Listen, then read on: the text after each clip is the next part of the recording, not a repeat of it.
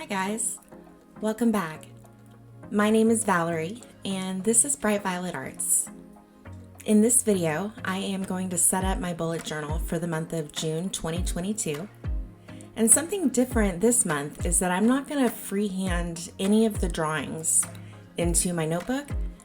I'm actually going to be tracing them from photographs directly onto the journal paper by using transfer paper, and I'll show you how that's done.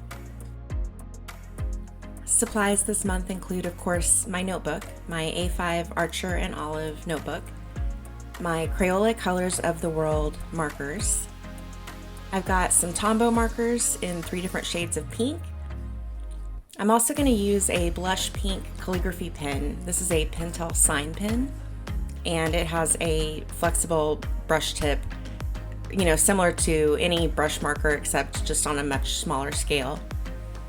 I've got a white gel pen. It's a Uniball Signo Broad, 2 black fine liners in a 05 and a 005, some black and white washi and a rose gold glitter washi, some metallic gold watercolor just for one very small detail, totally optional, and then last but not least, my transfer paper. Transfer paper has a light side and a dark side, and it goes dark side down. And then on top of that, I'm placing a photograph, and then I'm using washi tape to secure both the photograph and the transfer paper to my journal page. Now I'm going to use a mechanical pencil to trace around my photograph, and that is going to leave behind an outline on my paper.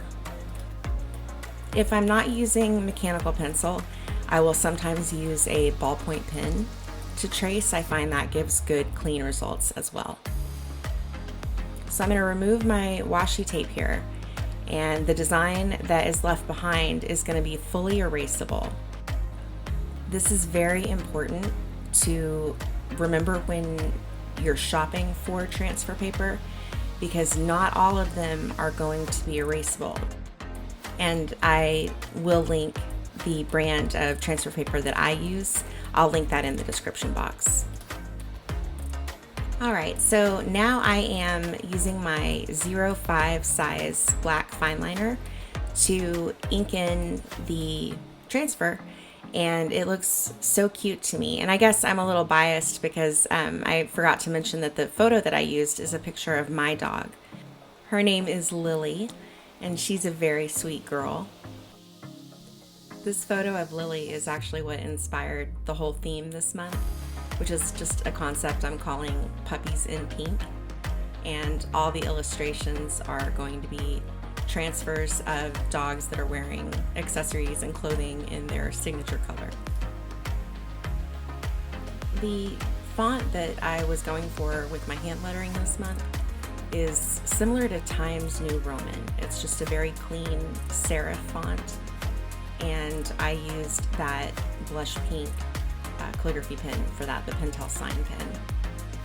And every time I write June this month on any of the pages in this setup, I'm going to do it the exact same way, with the shaded heart above the center letters and the white highlights. And that way it's kind of like a logo for the month, and it'll keep everything cohesive to see the word repeated in the same way on different pages.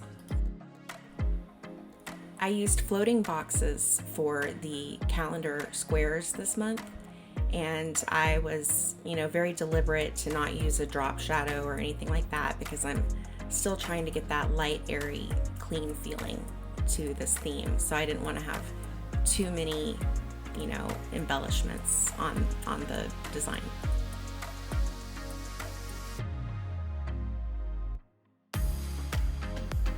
All right, moving on to the trackers. This month I am actually going to use 2 full spreads for trackers because I've got some additional information that I want to make note of. The vertical boxes here on the left are just a monthly task list for big projects of the month. I can mark off the circles when those are complete, and then my meal planner numbered 1 through 30 for each day, of course. Now over here, I decided to throw in another illustration, and I'm just picking up here. I've already used a photograph to transfer in the outline, and so I'm just going over it with my fine liner now and coloring it in with the markers.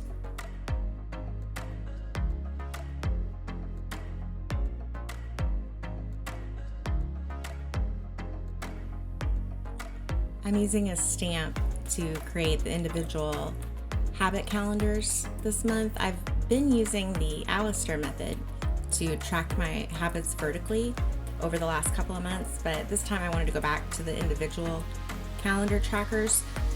For one thing, I think it looks nicer, and also I like the way the information is compiled. I like to be able to visually see each habit separated out from the others when I'm looking to identify like behavior trends or glean any other information from those trackers.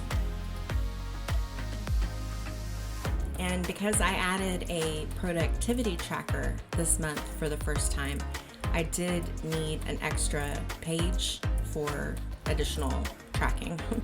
So I have my mood tracker and my productivity tracker on this spread together. And I just want to point out here I used some correction tape. I messed up my spacing and I had to go back and correct those dates there. And I was worried about the correction tape being a problem when I highlighted it. So what I'm doing here is I'm just like highlighting that with my Crayola marker. And what I found is that the first coat of marker didn't really take on the correction tape, but after I let it dry and did 2 or 3 more coats, then the marker somehow soaked in and it looked okay. My concept for this productivity tracker, I don't know if it's gonna work or not, but I'm gonna try it this month and just see how it goes. The idea is that I'm gonna rate myself on a scale of 1 to 10 at the end of each day, just based on how much I actually got accomplished, like what was actually checked off my to-do list or, really got done, not just stuff I thought about doing or bullet journaled about, but like really got it done. And whatever that score is, I'm gonna plot on that graph and then connect all the points into a line graph at the end of the month. And we'll just see. We'll see how it goes. I'll let you guys know next month if that's a keeper or not. Something I realized this month, transferring these photographs into my journal, is that tracing an image like this, it's not foolproof. There is, I think, some skill level and some practice involved in knowing what details you want to include in your line drawing and what details you want to leave out. So if you're using tracing paper and you feel like it's cheating, please let me assure you that it's not. Even if the tracing police try to come and tell you that what you're doing isn't art, that's just not true. There are so many decisions that you would make in the final image, including what material you use to ink it in, and if you choose to color the design, how the coloring technique is applied. So there's just so much room to grow, I think, as an artist by using transfer paper and taking that pressure of the sketch out of the equation. Another YouTuber that I've just recently become familiar with who uses transfer paper in her bullet journal is Marisa Kazim, and I'm gonna link her channel and a couple of her videos in the description box.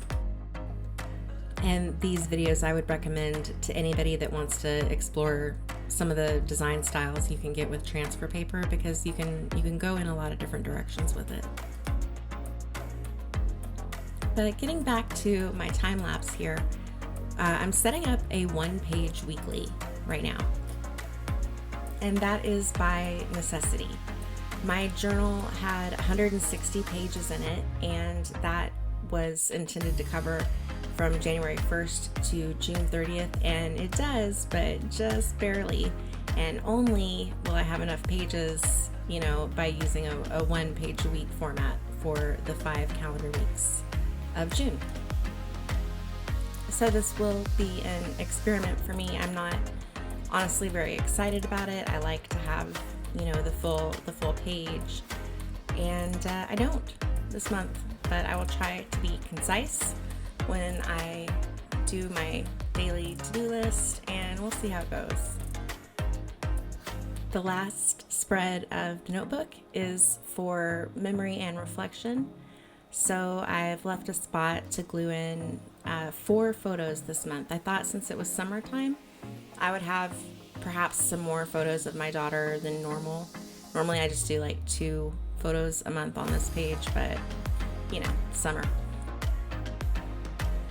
And I do have some good news if you're a fan of this channel and you're a fan of Archer and Olive, because I have just recently become an affiliate of that company, and I'm happy to say that you can use my code now at checkout for 10% off. The code is BrightVioletArts10, and if you do use that code, you'll receive a discount and I will receive a small commission. So it is a great way to help support what I do here on this channel.